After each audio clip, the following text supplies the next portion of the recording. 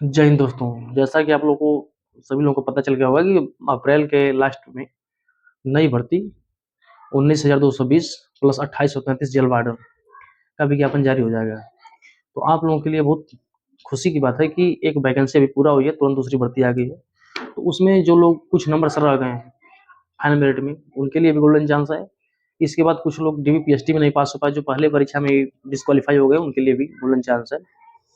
तो आप लोग अब अपना पढ़ाई पे ध्यान दीजिए और एक सीट कैसे मिलेगी, मैं पूरी आपको स्ट्रेटजी और मैं पूरा आपको अनुभव बता रहा हूँ।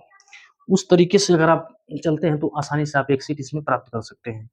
और सबसे बेस्ट ये है कि इसमें जो भर्ती है महिलाओं के लिए थोड़ा अलग है। जो महिला पीएससी बटालियन बना है बदायूं, गोरखपुर, लखनऊ, उन लोगों के लिए 2282 सीट अलग से है महिला के लिए। हर जो पूरी सीट है इसमें तो 20% आरक्षण रहता है ये महिलाओं को, लेकिन इसमें जो बटालियन बना है महिला बटालियन, उसके लिए 2282 पद उनके लिए अलग से है। तो ये बहुत ही महिलाओं के लिए अच्छा है और पुरुष अभ्यर्थियों के लिए बहुत अच्छा वैकेंसी है, तुरंत देखने को मिली है। तो इस वैकेंसी से जो पीछे वाली वैकेंसी बीती है उसको कॉम्प्रोमाइज़ मत करिएगा कि उसकी मेरिट कितना चली गई है। हालाँकि इसकी भी मेरिट जाएगी, ऐसा नहीं है मेरिट जाएगी उतना ही। तो आप अभी से मेरी स्ट्रैटेजी के सबसे पहले हम शुरुआत करते हैं कि आप अभी से एक कोई भी कोचिंग जो आपको अच्छी लगती हो, ऑनलाइन या ऑफलाइन, उसको जॉइन कर लीजिएगा। एक कोचिंग पे भरोसा रखिए और एक कोचिंग को आप जॉइन करिए अच्छा से। कोचिंग गाइडेंस के लिए होती है, जो चीज़ हमको नहीं आ रहा है वो वहाँ से आप सीखा करिए कोचिंग से, कि जो जो आपको वीक हो वो कोचिंग से सीख लीजिए। कोचिंग गाइडेंस के लिए ही होती है। अब कोचिंग पे ये मत पूरा करिएगा कि कोचिंग से मैं परीक्षा निकालूँगा। कोचिंग गाइडेंस के लिए होती है और आप कोचिंग तो करिए, डेली करिए, जो भी आपको सीखना हो कोचिंग से सीखिए, लेकिन सेल्फ स्टडी, सबसे ज़्यादा आपको सेल्फ स्टडी बुक से करना पड़ेगा। और बुक से आप दोस्ती करना पड़ेगा आपको, बुक से आपको दोस्ती करना पड़ेगा, क्योंकि बुक ही एक ऐसा है सहारा कि जो आपको अच्छे, मतलब बुक के साथ अगर आप समय बिताते हैं तो यही आपकी समय सबसे बेस्ट समय होती है आपके भविष्य के लिए, आपका पहचान बनाने के लिए। तो आपको बुक के साथ दोस्ती करना पड़ेगा, बुक के साथ आपको लग के पढ़ाई करना पड़ेगा। तो बुक्स को आप कौन-कौन बुक्स आपके लिए बेस्ट रहेगा? 4 विषय में सिपाही भर्ती के लिए 300 का मार्क का एग्ज़ाम होगा। किसी में भी सशस्त्र पुलिस में, पीएससी में या नागरिक पुलिस में, घुड़सवार, सभी जो वैकेंसी है इसके लिए एक ही फॉर्म आपका आएगा और एक ही एग्ज़ाम में उसमें अलग-अलग वरीयता देके फार्म भरवाया जाएगा कि किसमें कौन सीट है, किसमें कौन सीट है। तो एक ही एग्ज़ाम होगा, इसके लिए अलग-अलग एग्ज़ाम, अलग-अलग फार्म नहीं भरा जाएगा, इस पे आप कन्फर्म रहिए। तो 4 विषय में आपका एग्ज़ाम होता है। तो ये स्ट्रैटेजी आप फॉलो करिए आज से। मतलब एक अच्छी कोचिंग पकड़ लीजिए। कोचिंग पहले से अगर पढ़ रहे हो तो और अच्छी बात है। अगर नहीं पहले से आप कोचिंग जॉइन किए तो एक कोई कोचिंग जॉइन कर लीजिए। इसके बाद जो मैं बुक्स आपको बताऊँगा, उन बुक्स को आप डेली अपने रोज़ाना लाइफ में डेली उससे पढ़ाई आप स्टार्ट कर दीजिए, क्योंकि कोचिंग और बुक्स दोनों को मिला के आप पढ़ेंगे और आप अपने अंदर कॉन्फिडेंस रखेंगे तो आप परीक्षा आराम से निकाल सकते हैं। आपके सिपाही भर्ती में सामान्य ज्ञान होगा, सामान्य हिंदी होगा और रीजनिंग और मैथ, 4 सब्जेक्ट आपको आएँगे। अलग से आपको एक्स्ट्रा ऐड करना पड़ेगा उत्तर प्रदेश सामान्य ज्ञान और थोड़ा कंप्यूटर का नॉलेज, जो ज्ञान का आपको अर्जित करना पड़ेगा।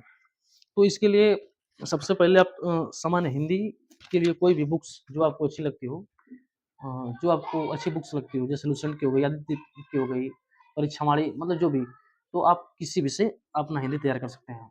कोचिंग के अलावा आप बुक्स पे भी ज़्यादा समय दीजिए। तो ये है आदित्य की हिंदी, इसमें बेस्ट तरीके से समझाया गया है और आसान भाषा में। इसको आप चाहें तो हिंदी के लिए तैयार कर सकते हैं। पूरा प्रश्न आपका हिंदी का जो भी आएगा यूपी पुलिस कांस्टेबल में आपको फँस जाएगा, एकदम आराम से इसमें से पूरा फँस जाएगा। तो हिंदी के लिए हो जाता है आपके लिए। और इसी तरह सामान्य ज्ञान के लिए तो सभी लोग जानते हैं। सामान्य ज्ञान का सिस्टम, सामान्य ज्ञान लुसेंट सबसे बेस्ट होता है। लुसेंट सामान्य ज्ञान आप इसको लेके सभी के पास होगा, जो तैयारी करने वाले बच्चे हैं, सभी लोग इसको रखें। तो आराम से इसको डेली पढ़ा करिए, सामान्य ज्ञान के लिए सबसे बेस्ट है। और एक सामान्य ज्ञान बहुविकल्पी लीजिए, जैसे कि इसको आप पढ़ ले रहे हैं, जब इसको पढ़ने के बाद जो चैप्टर इससे पढ़ा करिए, जैसे लुसेंट का जो भी चैप्टर आप इससे पढ़ रहे हैं, तो वही आप इसमें बहुविकल्पी वाला में वही पार्ट चैप्टर को आप इसमें रिवाइज करिए, प्रैक्टिस करिए कि मैं जो विकल्प यहाँ से जो पढ़ाई किया हूँ वो विकल्प में सही आ रहा है कि नहीं।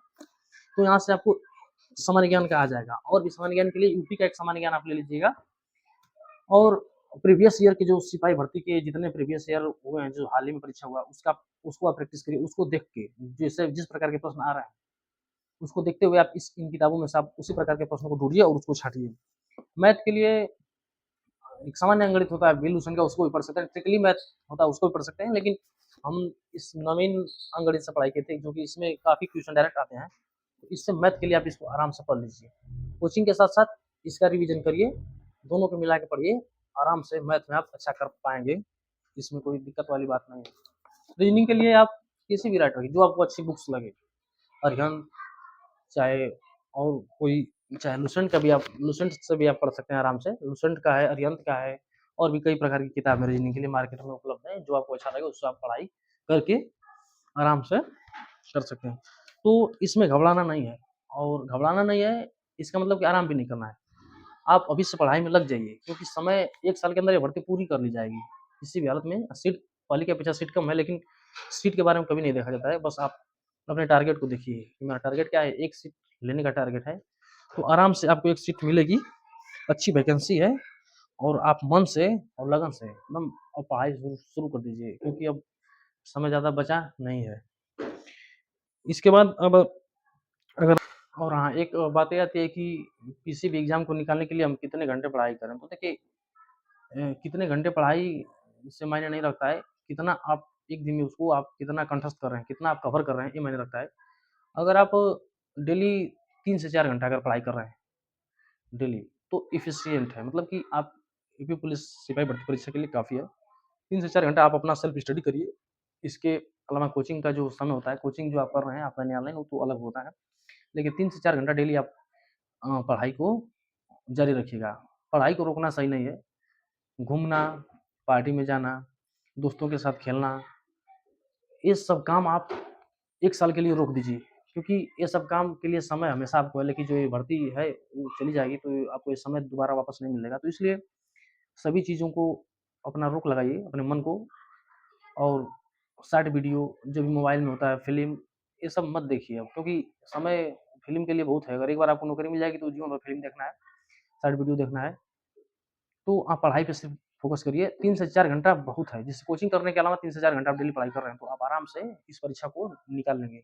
इससे घबराइएगा मत। और कुछ लोगों का ये कहना होता है कि जैसे सर रात में हम नहीं पढ़ पाते हैं। अगर आप रात में नहीं पढ़ रहे हैं, तो आप दिन में पढ़ाई करिए, क्योंकि ये सोच गलत है कि रात में जो पढ़ेगा उसका दिमाग ज़्यादा तेज़ होता है, ये नहीं है।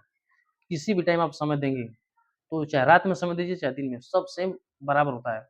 कभी भी मन लगा के आप पढ़िए, अगर रात में अगर पूरा नींद आ रही है, तो पूरा खूब सो लीजिए रात में अच्छा से, दिन में आप पढ़िए अच्छा से। दिन में लगन से मन से पढ़ाई करिए और रात-दिन वाली बात ये नहीं है, आप कभी पढ़िए, अच्छा से पढ़िए, आराम से आप बस कंठस्थ करिए, मन लगा के पढ़िए और प्रैक्टिस जो प्रीवियस ईयर के क्वेश्चन हैं, उनको रिवाइज़ बार-बार करते रहिए। और आप जो भी जीएस पढ़ रहे हैं, जो भी हिंदी पढ़ रहे हैं, जो भी जिस और भी विषय जो भी पढ़ रहे हैं, मैथ, रीज़निंग, उन विषयों को आप बार-बार रिवाइज़ किया करिए, गैप ना हो। एक ही किताब को जैसे एक सामान्य ज्ञान की किताब है, तो उस किताब को आप 20 बार से 30 बार पढ़ लीजिए, जब तक परीक्षा आ रही है। ये नहीं कि इल्लूशन का पढ़ लिए, ये अरिहंत का पढ़ लिए और किसी प्रकाशन का पढ़ लिए, तो उसमें कोई फ़ायदा नहीं होता। सभी लोग एक ही मैटर होता है, वो अलग राइटर अलग प्रकार से लिखे रहते हैं, अलग राइटर अलग प्रकार से लिखे रहते हैं। तो इसलिए आप किसी भी एक किताब पे फ़ोकस करिए, उसी को पूरा बार-बार पढ़िए, आराम से परीक्षा निकलेगा। इसमें कोई दिक्कत वाली बात नहीं है। और एक बात है कि जो पीछे की भर्ती अभी आपकी हाल ही में पूरा हुई है 62,244 उसमें अनुमान से ज़्यादा मेरिट चली गई है, तो इसलिए आप लोग अभी से तैयारी में पूरा जी-जान से तैयार करिए क्योंकि मेरिट भाई अच्छे-अच्छे सभी आ रहे हैं बच्चे। इतना कॉम्पिटिशन टाइट हो गया है कि मेरिट बहुत हाई चली जा रही है, तो आप टारगेट बना के अच्छा से चलिए अभी से। इतना हमको अचीव करना है, तो उतना आप आराम से कर ले जाएगा उस समय तक। और जो नई भर्ती हम लोग की आने वाली है, तो आप लोगों की 2000 अप्रैल 25 में, तो इसमें बहुत से बच्चे कह रहे हैं कि ऐज में छूट, उम्र में छूट मिलेगी कि नहीं? तो देखिए, अभी तक की जानकारी के अनुसार पिछली भर्ती में ऐज में छूट मिली थी, इस वाली भर्ती में ऐज में छूट मिलने की संभावना कम है। जो भी आपका है 18 से 22 सामान्य कैटेगरी की उम्र है और जो और छूट वाले अभ्यर्थी हैं, उनको 5 साल का जो छूट मिलेगा, वो है।